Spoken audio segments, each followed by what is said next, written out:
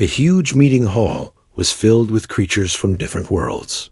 Some had 4 arms, others had wings, and a few looked like walking crystals. They all sat in rows, talking in their strange languages, while machines turned their words into sounds everyone could understand. Jake Morrison sat in a small section with only 2 other humans. He was tired. For 3 years, he had been coming to these meetings, trying to make peace. But the aliens kept making things worse for his people. The Trilaxians were the worst. They looked like giant lizards with 4 eyes and sharp teeth. Their leader, Vex Korath, stood up and pointed at Jake with one of his clawed hands. "The humans are dangerous," Vex Korath said. His voice was loud and angry. "They build cities on planets without asking us first. They make friends with their computers, instead of using them like tools. They do not know their place in our galaxy." Jake listened, but said nothing. Next to him, Dr. Lisa Carter was looking at a small device that could read the aliens' feelings. She leaned close to Jake and whispered, "They are scared. All of them. Something has them really frightened." Jake nodded. He had noticed it too. The bird-like Zephyrians kept their wings folded tight against their bodies. The crystal people had made their lights very dim. None of the aliens would look at him directly. Up in space, Captain Roy Henderson was on his ship watching everything. His helper, Lieutenant Amy Brooks, was counting the alien warships outside the meeting place. "Sir, there are now over 200 enemy ships out there," Amy said. "If they attack us, we will not last long." Roy's face was hard with worry. "I hope Jake knows what he is doing." Back in the meeting hall, Vex Korath was still talking. "We have been patient with the humans, but they keep breaking our rules. They built a research station where they should not have. When we destroyed it, they called it murder." Jake's hands tightened into fists. The research station had 43 people, including children. The Trilaxians had killed them all and then said it was an accident. "They sent medicine to their sick people," Vex Korath continued. "We stopped their ships because they might have weapons. When people died from sickness, they blamed us. 300,000 people had died because the medicine never came." Jake remembered the reports from New Brisbane Colony. People dying in the streets while help sat in captured ships. They grew food for their hungry people. We destroyed it because they might make poison. When we killed their leader for fighting back, they called us evil. Dr. Ellen Martinez had been trying to feed 2 million people. The Trilaxians destroyed the food and shot her for asking them to stop. Vex Korath spread his arms wide. "So now we demand that humans give up all their colonies. They must let us control them. They must give us their smart computers. If they do not, we will destroy them all." The hall became very quiet. Everyone was waiting to see what Jake would do. Would he give up like other weak species had done before? Or would he fight and die? Jake stood up slowly. He walked to the center of the hall where everyone could see him. The silence was so complete that people could hear their own breathing. Finally, Jake spoke. His voice was calm, but everyone could hear the anger underneath. 3 years ago, you attacked our research station at Kepler 442b. You killed 43 people, including 12 children. You called it an accident. Some aliens began to whisper to each other, but Jake kept talking. 2 years ago, you stopped our medicine ships going to New Brisbane. 300,000 people died from sickness because you would not let the medicine through. The whispers got louder. Vex Korath looked less sure of himself. 1 year ago, you destroyed our food station at Eden Prime. You said we were making weapons, but we were only growing food. You killed Dr. Ellen Martinez when she tried to stop you. Jake reached into his jacket and pulled out a small device.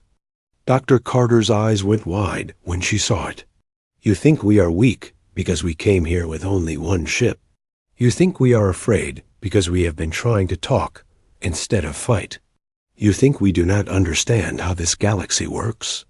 Jake turned on the device. Suddenly, the big screen in the hall lit up with maps and pictures that made many aliens gasp out loud. You think we are weak because you cannot see our fleet. But we have one. The screen showed 67 human ships hiding in different star systems. The aliens had never seen them before.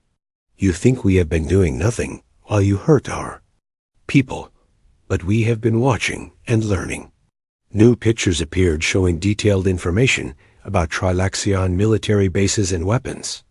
You think we do not understand the rules of this galaxy, but we have learned something important. Jake looked straight at Vex Korath. Strong people do not ask for permission. They do not try to make deals with those who kill their children and starve their people. They do not waste time talking to enemies who will never show mercy. The hall was completely silent now. Even the whispers had stopped. I am Jake Morrison. I speak for all humans on Earth and in the colonies.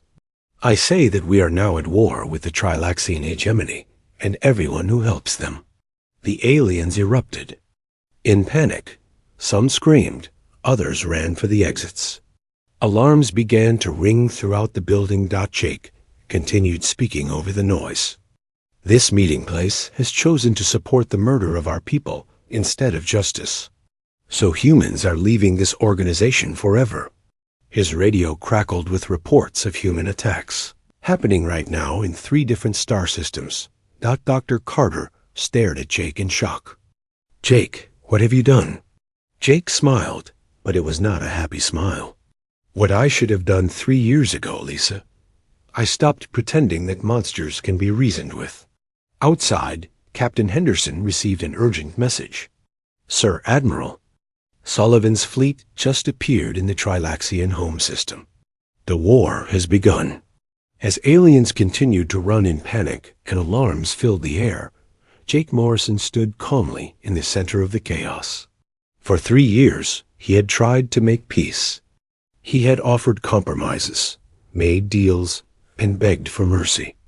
But the aliens had mistaken his patience for weakness. Now they would learn what happened when you pushed humans too far. The galaxy was about to discover that the quiet species from the small blue planet had teeth. And when their children were murdered and their people starved, those teeth were very sharp indeed. The war that would change everything had finally begun. 6 hours after Jake Morrison declared war, the galaxy learned what humans had been building in secret. Admiral Kate Sullivan stood on the bridge of the UE Sartribution, the biggest warship humans had ever made. Around her ship, 60 other human vessels appeared from hyperspace, like ghosts becoming real. They had been hiding for months, waiting for this moment. Admiral, we can see the enemy home fleet, said Commander Pete Johnson from his control station. They have 237 ships, including their biggest warship called Eternal Dominion. Kate nodded as she studied the battle display. The Trilaxians had many ships, but she could see they were confused and scared. Their ships were scattered around like toys thrown by a child. Many were still turning on their weapons and shields. How long before they are ready to fight us? She asked. 15 minutes for them to get organized, Admiral, Pete answered. Good. Send a message to all our ships. Kate's voice carried to every human captain in the fleet. This is Admiral Sullivan.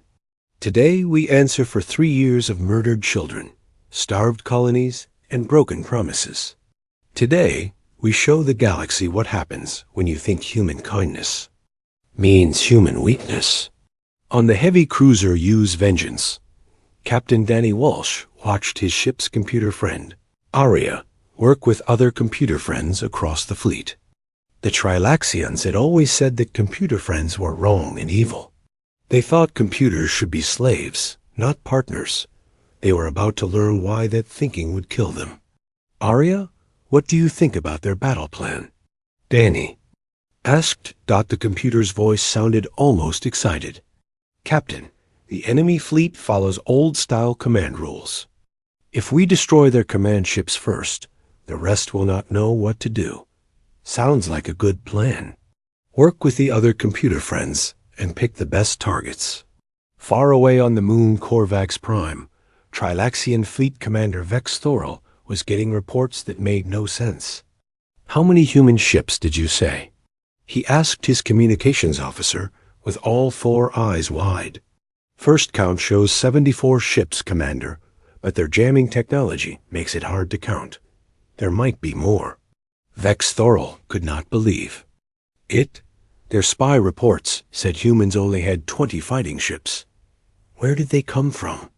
How did they get past our warning systems? His helper, a young officer named Kex Vorin, brought up the tactical display. "Sir, they are not using normal space routes. They came from the outer asteroid fields. They have been hiding there for weeks, maybe months." The truth hit Vex Thorol like a punch to the stomach. While the Trilaxians had been laughing at human diplomatic begging, the humans had been planning war. Back on the Retribution, Admiral Sullivan got updates from around the star system. "Admiral, the Kepler wing is in position around their main shipyard. The Aurora wing is ready near their communications relay. All units are ready to attack." Sullivan looked at the time display. "Very well. Begin Operation Thunderclap." What happened next would be taught in military schools across the galaxy for years to come. The human fleet did not charge forward like traditional attackers. Instead, they showed something the old galactic powers had never seen: perfect teamwork between human crews and computer friends. Every human ship fired at exactly the same time. Their weapons were guided by computer networks that calculated angles, timing, and targets with perfect accuracy. The first attack specifically hit the Trilaxian command ships, communication centers, and sensor platforms. Commander Johnson watched the battle display with grim satisfaction. Direct hits on the Eternal Dominion's bridge. Their flagship is floating, dead, but the humans were not finished. As the Trilaxian fleet struggled to find new commanders and restore communications, the second wave of attacks began. Human ships with new quantum torpedoes struck at the orbital defense platforms, while special electronic warfare vessels jammed communications across the entire star system. Lieutenant Colonel Chris Martinez commanded the Marines aboard the assault. Ship U's Hammer as it approached the Trilaxian Military Academy on Corvax Prime. "Marines, our job is to capture the Academy and steal their strategic databases. These are the same people who ordered the murder of Dr. Martinez at Eden Prime. I do not need to tell you what that means to me personally, but I am telling you. Anyway, we go in hard, we get the job done, and we show them what human Marines can do." The Trilaxian defenders at the Academy had never fought human ground forces before. They were not ready for the combination of advanced power armor, coordinated computer support, and the pure fury of human soldiers fighting for their murdered families and friends. The battle was brutal but short.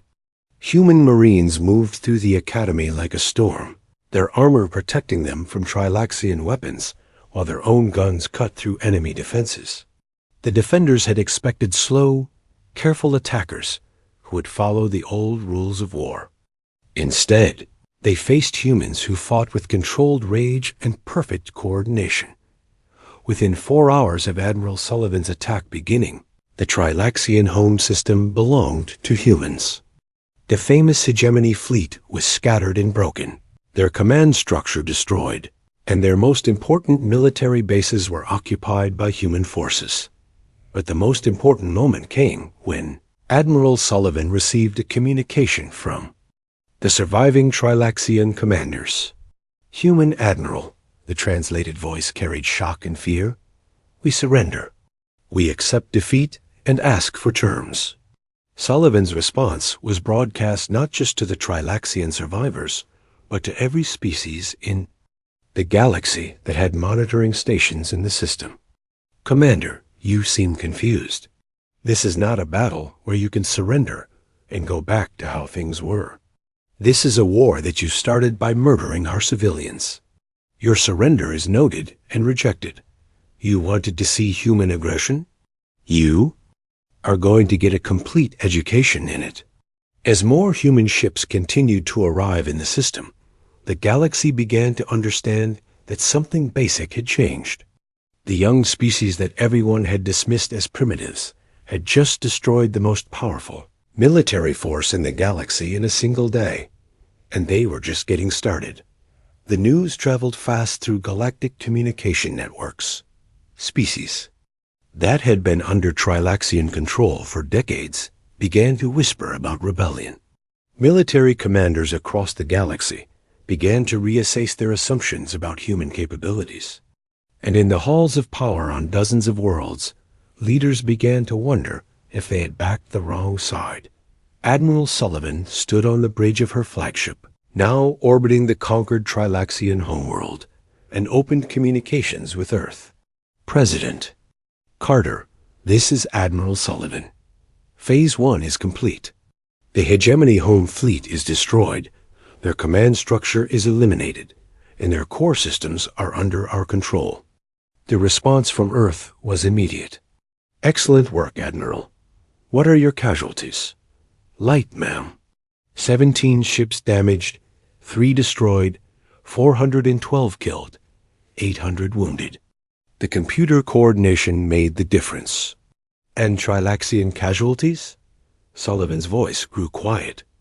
Heavy, ma'am. We estimate over 50,000 killed, 200,000 wounded, and approximately 1 million taken prisoner. There was a pause from Earth before President Carter spoke again. Admiral, the galaxy is watching how we treat our defeated enemies. Make sure our actions reflect our values. Understood, ma'am. We are already providing medical aid to Trilaxian wounded and have established prison camps that meet interstellar humanitarian standards. As night fell over the conquered Trilaxian worlds, human medics worked alongside captured enemy doctors to save lives. Human engineers began repairing damaged civilian infrastructure, and human diplomats started the complex work of figuring out what to do with a defeated empire. But in the outer systems, other Trilaxian fleets were gathering. The war was far from over, and the hardest battles still lay ahead. The galaxy had seen human mercy toward the defeated, but it had also seen human fury toward those who hurt innocent people. The next phase would determine whether humanity could win not just battles, but the peace that would follow. News of the Trilaxian defeat traveled through the galaxy like fire through dry grass. With it came something the old powers had never expected: revolution. Ambassador Jake Morrison now worked from the captured Trilaxian command center on Corvex Prime. He had received 8 requests for alliance talks in just 1 day from species that had previously ignored humanity completely. Ambassador Morrison, the Calithian representative's voice was desperate and urgent. The Calithian Republic formally requests military alliance with humanity. We can offer detailed intelligence on hegemony supply lines and factories. Morrison looked across the room at Dr. Lisa Carter, who was working with intelligence teams to study captured Trilaxian databases. Doctor, what do our new files tell? Use about the Calithians? Carter checked her tablet. They have been under Trilaxian economic control for 40 years. Forced payments, restricted technology access, and their best young people were drafted into hegemony service. Classic slave-state relationship. Accepted, Morrison told the Calithian representative. Have your intelligence officers work with Commander Lisa Torres at these coordinates. It was the same story across the galaxy. The hegemony's defeat had broken the fear that kept dozens of species under their control. Within days of Admiral Sullivan's victory, the Trilaxians faced uprisings in 17 different star systems. Captain Danny Walsh now commanded the human task force at the former hegemony mining colony of Zarian 7. He watched as local rebels came out of hiding to join human forces in freeing the planet. Captain, reported his communications officer, Lieutenant Sarah Kim. "We are getting surrender signals from the remaining Trilaxian garrison. The local population has completely turned against them." Walsh nodded, but his mind was on bigger picture. Strategy. "What is our intelligence on hegemony reinforcements?" "Sir, according to the rebels, the Trilaxians pulled their reserve fleets back to defend their home worlds. They have basically abandoned their outer territories." It was a mistake that Admiral Sullivan was already using to her advantage. From her new command post aboard the captured Trilaxian super-dreadnought Eternal Dominion, now renamed U's Liberation, she coordinated the largest military campaign in human history. "Admiral," reported her new Chief of Staff, Colonel Rachel Green, "Task Force Delta has secured the Antares mining complex. Task Force Gamma has taken control of the hegemony's primary shipyard at Vega Station, and Admiral Chan's forces have successfully cut off the Trilaxian retreat from the Outer Rim." Sullivan studied the galactic map, where red hegemony territories were rapidly being replaced by blue human-controlled zones and green areas, marking newly independent systems. "What is the status of the other major powers?" she asked. "The Zephyrian Star Empire has declared neutrality and closed their borders. The Vorthic Collective is demanding an emergency session of the Galactic Assembly, and the Andorian Federation." Green paused, checking her reports. "The Andorian Federation is reportedly mobilizing their fleets, but our intelligence suggests they are not sure whether to oppose us or join us." The answer came from an unexpected source. Captain Roy Henderson, whose ship UES Defender had been the lone human vessel at the original assembly, now commanded a squadron patrolling the former hegemony border. "Admiral Sullivan," Henderson's voice carried excitement over the quantum communications link, "you need to see this. We have just been contacted by an Andorian battle group requesting permission to enter human-controlled space." "For what purpose?" "Captain, they are escorting refugee ships, ma'am. Trilaxian civilians fleeing the fighting in the Centauri systems. The Andorian commander says his government wants to discuss mutual humanitarian concerns regarding the conduct of the war." It was a crucial moment. The galaxy was watching to see how humanity would treat defeated enemies and civilian populations. Sullivan's decision would define human reputation for generations to come. "Grant them passage, Captain, and inform the Andorian commander that I will meet with him personally to discuss humanitarian protocols." The meeting took place aboard Henderson's ship, neutral ground that would not give either side political advantage. Admiral Sullivan faced Admiral Kethvaros of the Andorian Federation across a conference table, with representatives from both governments present.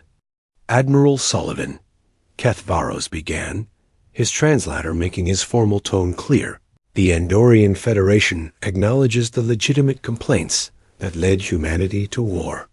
However, we are concerned about the scope of your military response." Sullivan leaned forward.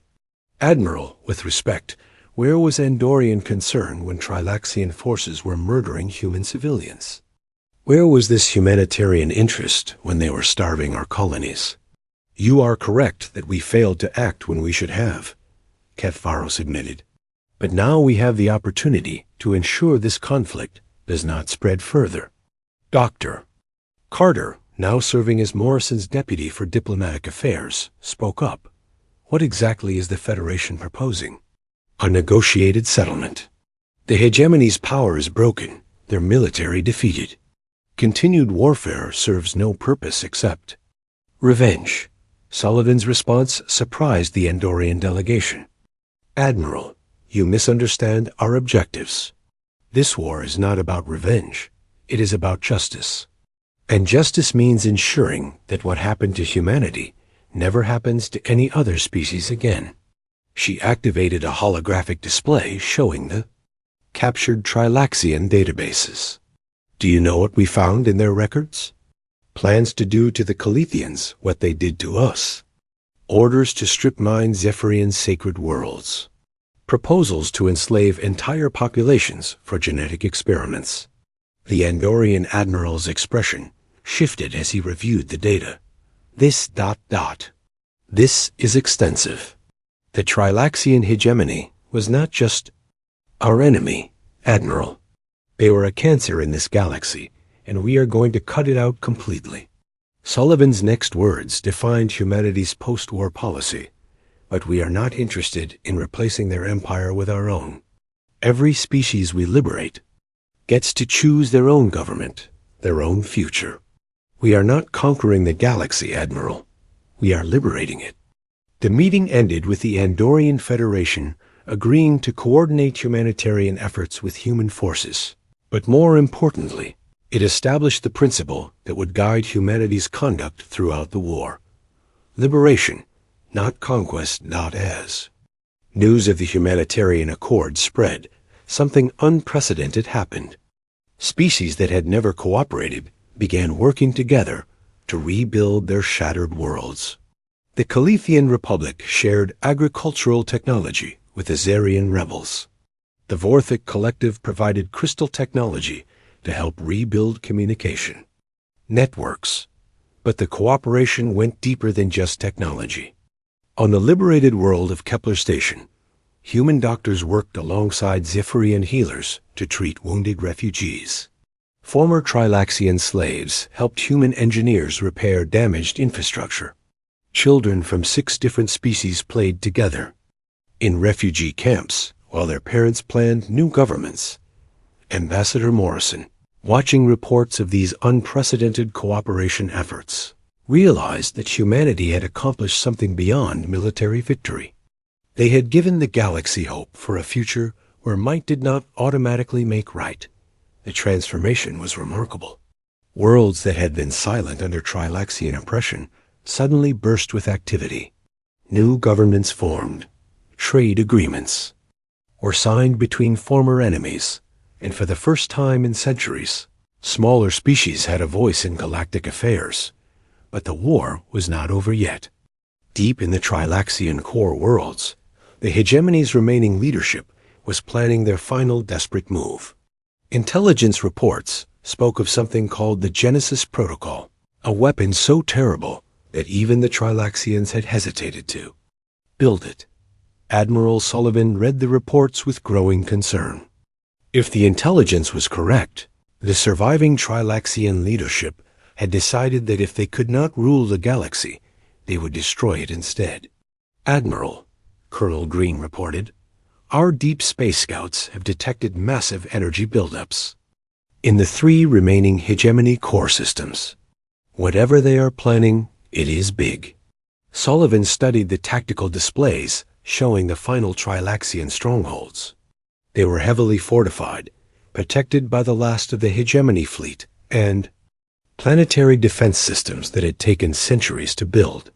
How long until our forces are ready for the final assault? She asked. 2 weeks minimum, Admiral.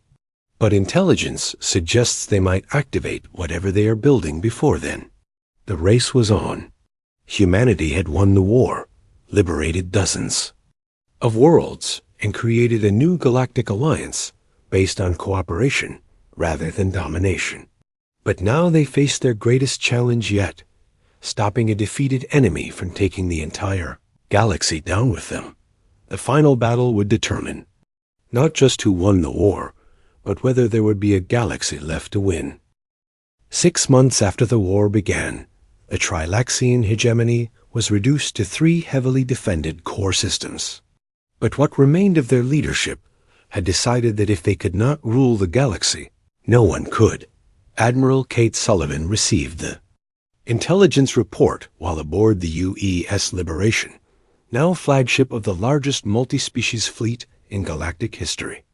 The data came from Calithian spies who had infiltrated the Trilaxian stronghold at Nexus Prime. Admiral, reported Commander Pete Johnson, the intelligence is confirmed.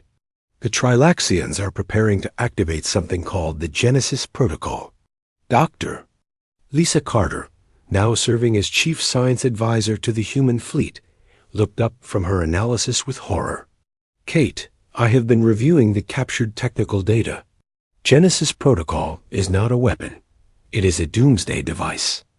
They are planning to destabilize the quantum foam in their core systems. Explain it in terms a soldier can understand, Doctor. They are going to create cascading quantum collapses that will destroy everything within 50 light years of their remaining worlds. That includes their own populations, but it also includes the liberated colonies of 7 different species and our forward bases." Sullivan felt ice in her veins. "How many people are we talking about? Conservative estimate? 2 billion civilians. Across 43 worlds. The strategic situation was clear and terrible. The human fleet could retreat beyond the blast radius, but that would mean abandoning billions of innocent civilians to Trilaxian vengeance. They could attack immediately, but the remaining hegemony fleets were prepared for a siege that could last months, and the Genesis Protocol could be activated at any time. Captain Danny Walsh, commanding the Advanced Reconnaissance Force, provided the final piece of the puzzle. "Admiral, our deep penetration scouts have identified the Genesis control facility. It is located on Trilax Prime, their capital world, but it is protected by their entire remaining fleet and planetary defense systems. How long until the device is ready for activation?" "Unknown, ma'am, but our computer friends calculate they will be ready within 72 hours, based on observed energy signatures." Sullivan called an emergency strategy meeting with her senior commanders and the representatives of allied species.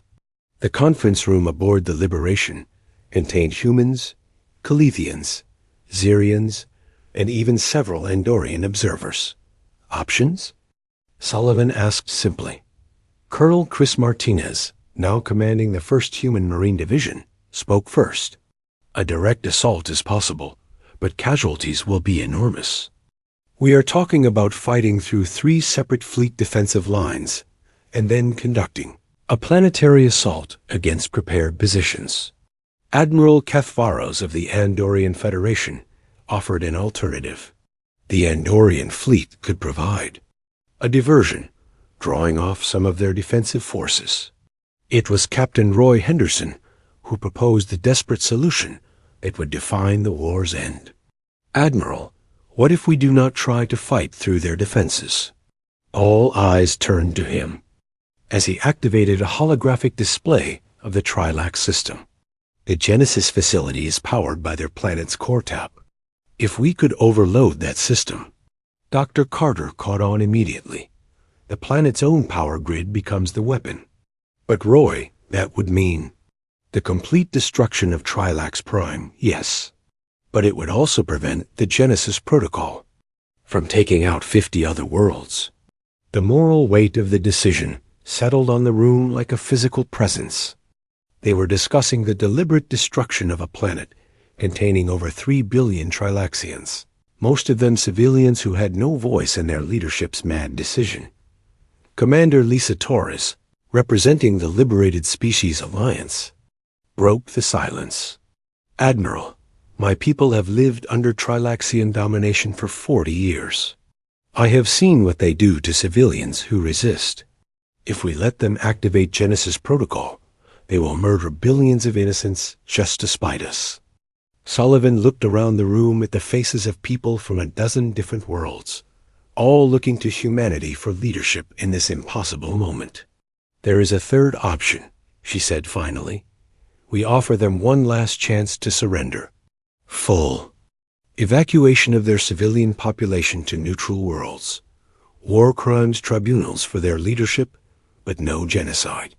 "Admiral," Kethvaros said gently, "you know they will not accept those terms. Then the responsibility for what happens next is theirs, not ours." The final ultimatum was broadcast on all frequencies to every Trilaxian world. Surrender within 24 hours, or face the consequences of their leaders' genocidal plans. Response came 12 hours later from Supreme Commander Vex Korath himself, the same being who had demanded humanity's submission at the Galactic Assembly.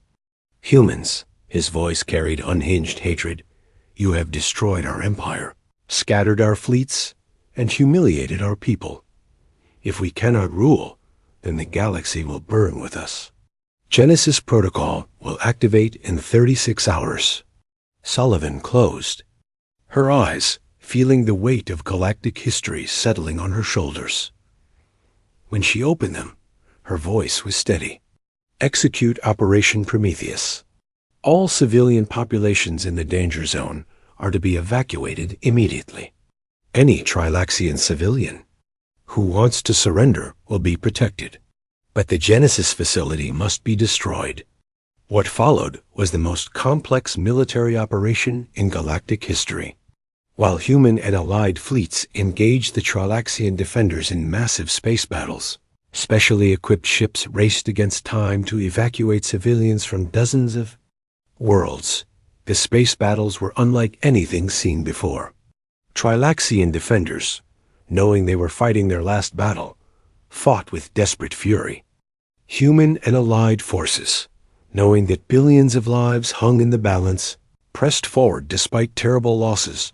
Captain Walsh led the final assault on the Genesis facility, his ship accompanied by volunteers from 7 different species.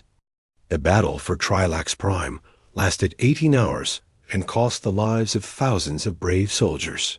But in the end, Dr. Carter's desperate plan worked. The planet's own power grid, overloaded by quantum charges planted by human marines, created a controlled implosion that consumed the Genesis facility and prevented the Doomsday Protocol. The explosion was visible from 3 star systems away. When the light faded, Trilax Prime was gone, taking with it the last hopes of the hegemony and the Genesis Protocol that would have murdered billions. The Trilaxian hegemony died with their homeworld, but the cost of victory weighed heavily on everyone who had participated. 6 months later, Ambassador Jake Morrison stood before the first session of the new Galactic Assembly on the neutral world of Haven Prime. Representatives from over 60 species had gathered to establish new principles for galactic civilization. Today we establish not just peace, Morrison said, but justice. No species will ever again be allowed to threaten genocide against another. No empire will be permitted to enslave entire worlds. The strong will protect the weak, not exploit them. The Haven Accords that emerged from the Assembly established humanity as the guarantor of galactic peace.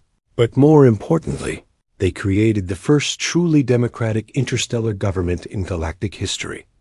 Admiral Sullivan, now the first commander of the Galactic Defense Force, watched as ships from dozens of species worked together to patrol their new commonwealth. The price of victory had been terrible, but it had purchased something precious: hope for a better future. Dr. Carter, now serving as head of the Galactic Reconstruction Authority, worked with scientists from across the galaxy to heal the wounds of war and build the foundations of lasting peace. Former enemies worked side by side to rebuild damaged worlds. Trilaxian civilians who had surrendered were given new homes and opportunities to start fresh lives. The children of former slaves learned alongside the children of former masters, building friendships that would ensure such wars never happened again. And on Earth, humanity looked up at the stars, knowing that they had kept their promise to the galaxy. When faced with ultimate evil, they had stood up and declared war. And they had won. The galaxy would never again mistake human diplomacy for human weakness. But more importantly, it would never again allow the strong to prey upon the weak without consequence. Peace had come at a terrible price, but it was a peace built on justice rather than fear. And that made all the difference.